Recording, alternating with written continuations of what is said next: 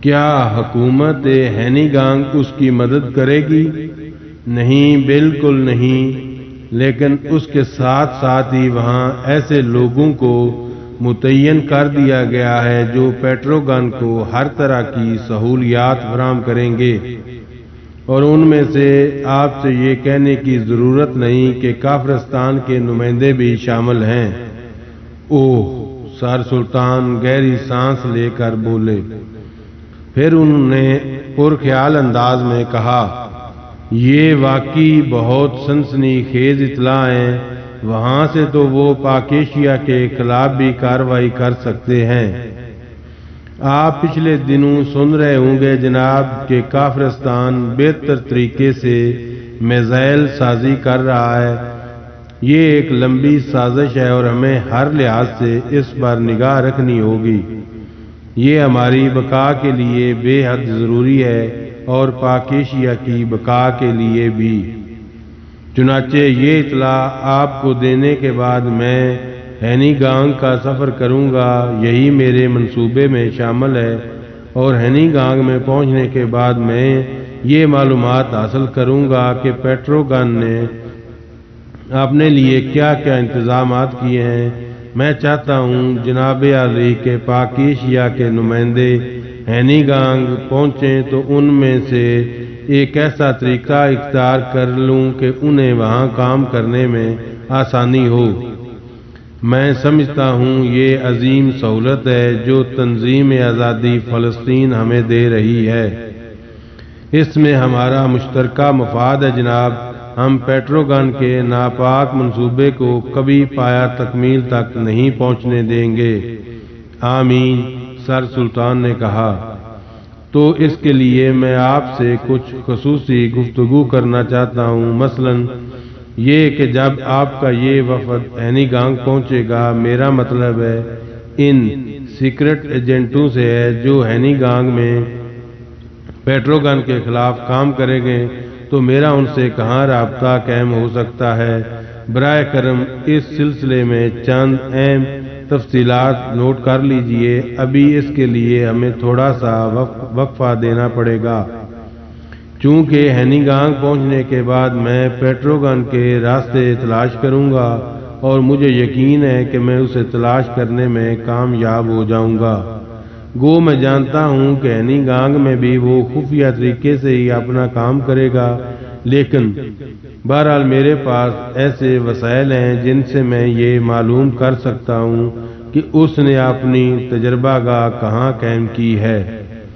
ایک بار پھر میں آپ کا دلی طور پر شکر گزار ہوں۔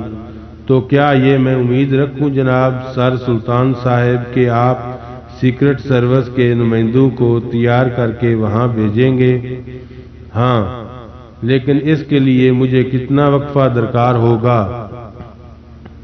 میں سمجھتا ہوں کم از کم 10 سے لے کر 15 دن تک، اور اس کے بعد آپ ان نمائندوں کو وہاں بھیج سکتے ہیں، اور انہیں ہدایت کر دیجئے کہ اس پتے پر مجھ سے رابطہ قائم کریں۔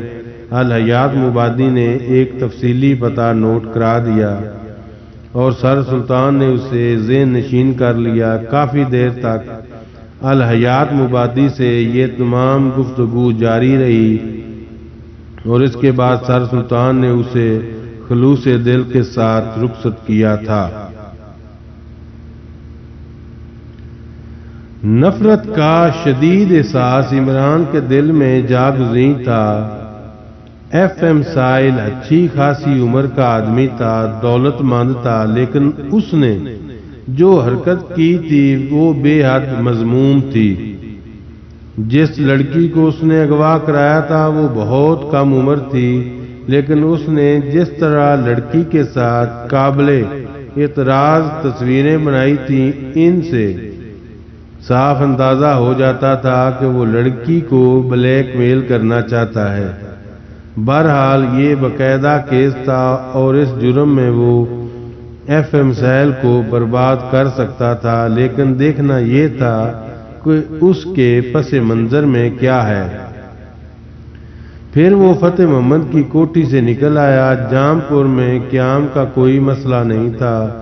چنانچہ عمران یہاں سے نکلنے کے بعد اپنے لیے کسی مناسب رہائش گاہ کی تلاش میں چل پڑا اور تھوڑی دیر کے بعد اس نے ایک ہوٹل میں اپنے لیے ایک کمرہ حاصل کر لیا۔ کمرے میں آرام سے بیٹھنے کے بعد اس نے اس بارے میں سوچا کہ اسے کس انداز میں کام کا آغاز کرنا چاہیے۔ ایف ایم ساحل اس لڑکی کو یقینی طور پر کوئی نقصان تو نہیں پہنچا سکتا تھا۔ اگر نقصان پہنچانا ہوتا تو صورتحال بالکل مختلف ہوتی۔ اسے جو کچھ کرنا تھا وہ کر چکا تھا اور اس نے اس سلسلے میں بالکل دیر نہیں لگائی تھی۔ اب اس کے بعد وہ لڑکی کا کیا کرے گا اس کے بارے میں عمران کو بالکل اندازہ نہیں تھا، لیکن بہرحال اتنا رسک تو لینا ہی تھا۔ بہت دیر تک اس نے سوچا کہ اب اسے کیا کرنا چاہیے اور بالآخر پھر اس نے اپنے ذہن میں ایک فیصلہ کر لیا کہ اب اس کوٹھی سے معلومات حاصل کرنا زیادہ مناسب ہوگا جہاں اس نے اس لڑکی کو اغوا کیا تھا، اور اس فیصلے کے بعد وہ مطمئن ہو گیا تھا، لیکن اس کے لیے اس نے دوسرے دن کا وقت مقرر کیا تھا اور یہ موقع دیا تھا ان لوگوں کے کہ وہ لڑکی کے اغوا سے واقف ہو جائیں۔ اس سے کم از کم صورتحال کا اندازہ ہو سکتا تھا۔ پھر دوسری شام اسے مکمل طور پر تیاریاں کیں اور پھر اس کوٹھی کی جانب چل پڑا جہاں اس نے یہ کارنامہ سر انجام دیا تھا، کیونکہ اس کوٹھی میں وہ پہلے بھی داخل ہو چکا تھا، اس لیے کوئی پریشانی نہیں ہوئی اندر داخل ہونے میں۔ اور پھر مختلف راستوں سے گزرتا ہوا وہ بالآخر کوٹھی کے ڈرائنگ روم میں داخل ہو گیا۔ یہ ایک احمقانہ کوشش تھی، لیکن بہرحال اس نے یہ کارروائی کی تھی۔ کچھ دیر ڈرائنگ روم میں رہنے کے بعد اس نے سوچا اب کوٹھی کے مکینوں میں سے کسی کو تلاش کرنا چاہیے۔ ابھی وہ اٹھنے کا ارادہ کر ہی رہا تھا کہ ڈرائنگ روم کا دروازہ کھلا اور کوئی اندر داخل ہوا۔ ڈرائنگ روم میں روشنی تھی، اس لیے اندر داخل ہونے والے نے عمران کو اور عمران نے ایک شخص کو دیکھ لیا، لیکن جو اندر داخل ہوا تھا اسے دیکھ کر عمران بری طرح چونک پڑا۔ یہ وہی شاطر آدمی تھا جس نے عمران سے اس کی کار چھینی تھی۔ اس وقت وہ ایک قیمتی لباس میں ملبوس ڈرائنگ روم میں داخل ہوا تھا۔ آنے والے نے بھی شاید عمران کو پہچان لیا تھا اور اس کی آنکھیں شدت حیرت سے پھیل گئی تھیں۔ عمران نے اس کی کیفیات نوٹ کر رہا تھا۔ چند لمحات تھا وہ بڑی کیفیات کا شکار رہا۔ اس کے بعد اس نے اپنے آپ کو سنبھالا، پھر آہستہ آہستہ آگے بڑھتا ہوا عمران کے قریب پہنچ گیا۔ بعض کام جرم کے انداز میں کیے جاتے ہیں، لیکن ان کا مقصد جرم نہیں ہوتا۔ تمہارے ساتھ میں نے جو کچھ کیا، شاید اب تم یہاں آنے کے بعد یہ سوچو کہ میں اپنی صفائی پیش کر رہا ہوں اور اپنی جان بچانے کی کوشش کر رہا ہوں، لیکن ایسا نہیں ہے۔ در حقیقت اس وقت کے بعد سے میں شدید مضطرب رہا ہوں اور میرے دل میں نہ جانے کیا کیا خیالات جاگزیر ہے۔ شاید تم اس بات کا یقین نہ کرو کہ میں نے دارالحکومت سے تمہاری کار کے نمبر کے ذریعے تمہارا پتہ معلوم کرایا ہے اور کل دن میں اس پتے پر روانہ ہونے والا تھا۔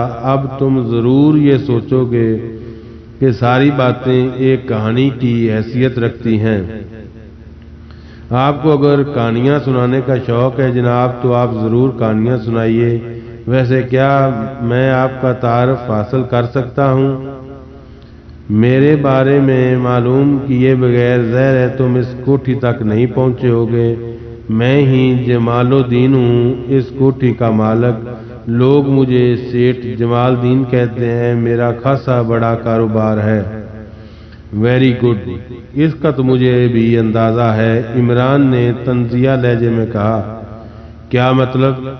مطلب یہ کہ دن میں 10-20 گاڑیاں چھین لیتے ہوں گے، لیکن مسٹر جمال الدین، کیا تمہیں گاڑیوں کے مالکان آپ تک پہنچ جاتے ہیں؟ تمہیں اس کا حق حاصل ہے، تم جس قدر چاہو میری توہین کرو، لیکن بہرحال میں سچ کہہ رہا ہوں کہ میں تمہاری تلاش میں تھا، تمہاری کار بھی واپس کرنا چاہتا ہوں، تمہاری وہ رقم بھی، گویا وہ آپ کا کاروبار نہیں ہے۔ تم سے درخواست کرتا ہوں کہ برائے کرم میری توہین نہ کرو۔ بہتر ہے تو آپ یہ بتا دیجئے کہ وہ سب کیا تھا؟ میری دیوانگی اور پاگل پن۔ کیا مطلب؟ میں نے کہا نا، ایڈونچر کا شوقین ہوں اور بعض اوقات ایسی حرکات کر بیٹھتا ہوں جس پر ہفتوں شرمندہ رہتا ہوں۔ تم بیٹھو، میں تمہاری کار کی چابی لا دوں اور جو رقم میں نے اس وقت تم سے حاصل کی تھی میں اسے 50 گنا کر کے تمہارے سامنے پیش کر رہا ہوں۔ بس میں تم سے اپنی اس حرکت کی معافی چاہتا ہوں۔ آپ برائے کرم تشریف رکھیے سیٹھ صاحب، آپ یقین کیجئے میں یہ دونوں چیزیں وصول کرنے نہیں آیا۔ کیا مطلب؟ جمال الدین نے حیرت سے پوچھا۔ ہاں میں سچ کہہ رہا ہوں، عمران سنجیدگی سے بولا۔ تو پھر آپ کی پیشانی کی لکیریں بتاتی ہیں کہ آپ اس وقت خاصے پریشان ہیں۔ ظاہر ہے تمہارا یہاں اسی طرح آ جانا میرے لیے باعث شرمندگی بھی ہے اور باعث پریشانی بھی۔ نہ جانے میرے بارے میں کیا سوچو، یہ بھی تو ہو سکتا ہے تم پولیس کو میرے بارے میں رپورٹ دے دو۔ حالانکہ پولیس مجھے کوئی نقصان نہیں پہنچائے گی، کیونکہ سب جانتے ہیں کہ سیٹھ جمال الدین کا کار لفٹر نہیں ہو سکتا، لیکن پھر بھی ضمیر بھی کوئی چیز ہوتی ہے۔ جمال الدین صاحب، جس لڑکی کو اغوا کیا گیا ہے وہ آپ کی کون ہے؟ عمران نے گہری گہری نگاہوں سے جمال الدین کا چہرہ دیکھتے ہوئے کہا، اور اس نے جمال الدین کے چہرے پر نمایاں تبدیلیاں دیکھیں اور لرزتی ہوئی آواز میں بولا، اغوا؟ میرا تو یہی خیال ہے کہ آپ اگر اس لفظ کے بارے میں کوئی تبدیلی مناسب سمجھتے ہیں تو اسے تبدیل سمجھ لیجئے، اور یہ بھی ہو سکتا ہے کہ آپ یہ سوچ رہے ہوں کہ لڑکی یہاں سے خود چلی گئی ہے، لیکن میرا خیال ہے کہ میں ایسی بات نہیں۔ اگر آپ کے ذہن میں یہ تصور ہے تو کیا آپ نے اس بات پر غور کیا ہے؟ اگر وہ خود گئی ہے تو یہاں سے کیوں گئی؟ جہاں تک میری معلومات کا تعلق ہے اس کے بدن پر شب خوابی کا لباس تھا اور غالباً اس نے جوتے بھی نہیں پہنے تھے۔ کیا بکواس کر رہے ہو؟ تم کون اور تمہیں اس بارے میں یہ سب کچھ کیسے معلوم ہوا؟ میں اسی سلسلے میں آپ سے بات کرنے حاضر ہوا ہوں جمال الدین صاحب۔